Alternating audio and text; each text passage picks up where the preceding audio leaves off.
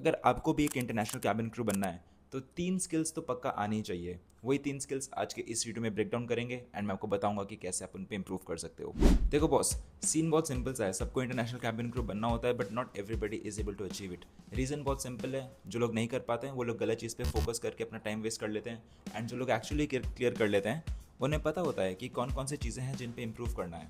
It's like आपको chess player बनना है, right? You want to play chess, शतरंज खेलना है एंड उसमें हाथी घोड़ा ऊंट सब है, एंड आप जाके हॉर्स राइडिंग सीख रहे हो। भाई वो वाला घोड़ा चलाना ही नहीं है, गेम ही अलग है। आपको एक दो ढाई वाला घोड़ा चलाना है। So you need to know exactly what are the aspects, what are the skills that you need to learn and improvise upon. अगर आप उन 3 चीज़ों पे काम करोगे definitely you will crack it.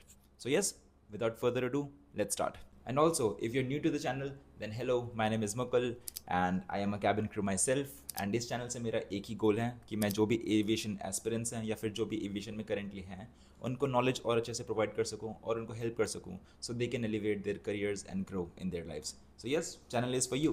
Let's start. Skill number 1, this is non negotiable. आप किसी भी एयरलाइन में जाओ या फिर किसी भी आई थिंक प्रोफेशन में जाओ, this is going to stay there and it is one of the biggest pillars, and I think बहुत सारे लोग इसको निगलेक्ट करते हैं। Communication skills, there is just no point debating whether this is important और not. Interview में जब आप जाते हो, रिक्रूटर से फर्स्ट इंट्रैक्शन से लेके जब आप पूरा प्रोसेस क्लियर करते हो इंटरव्यू का, and then you go to the airline after joining, induction, and then पूरा process till the time you are on board interacting with passengers, communication skills एक वो चीज़ है जो आपके साथ हमेशा रहेगा, हर वक्त रहेगा जब आप ऑन ड्यूटी रहोगे and even of duty most of the times. So communication skills is one of those biggest things जो कि इम्प्रूव करना ही करना है। उसमें कोई नॉन निगोशिएबल आता ही नहीं है point. This is a must have if you want to become an international cabin crew. एक तो ये हो गया पार्ट 1, एंड इसी का सब part you can say is the command on the language. So yes, English communication, the language, the command on the language, that is going to be absolutely crucial अगर आपको जाना है international. And I am sure कि आप interested हो जानने के लिए कि आप कैसे अपना इंग्लिश इंप्रूव कर सकते हो एंड कम्युनिकेशन स्किल्स सीख सकते हो।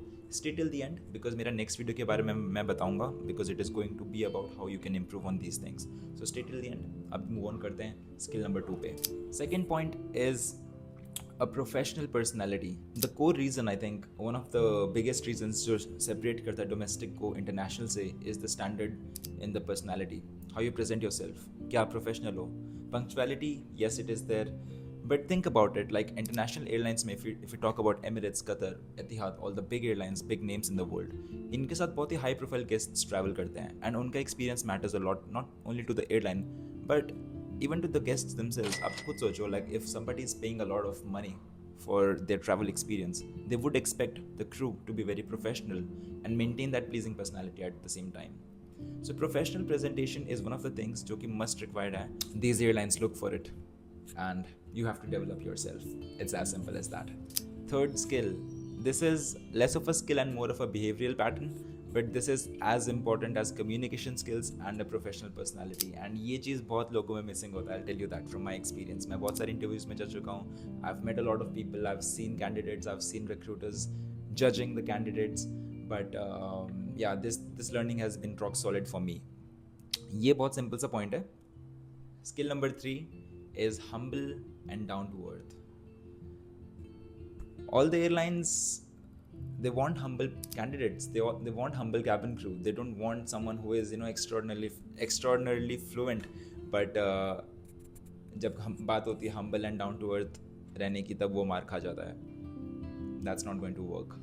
एंड शायद यही रीज़न है कि जब आप इंटरव्यूज़ में जाते हैं, if you have been to one, कभी कभी बहुत स्ट्रेंज एक्सपीरियंस होता है कि यार जिस बंदे ने ग्रुप एक्टिविटीज़ में एंड 1-to-1 सेशंस में बहुत अच्छा कम्युनिकेट किया, जिस बंदे ने बहुत हाई वोकैबुलरी यूज़ किया, he presented a very good professional personality, he was as sharp as a razor blade, एकदम crazy performance, but still they get rejected. And जो लोग जिन्होंने अच्छा परफॉर्म नहीं किया, थोड़ा सा फ्लुएंसी में मार खा गए, थोड़ा सा अपना बेस्ट परफॉर्म नहीं कर पाए, एंड वो लोग सेलेक्ट हो जाते हैं।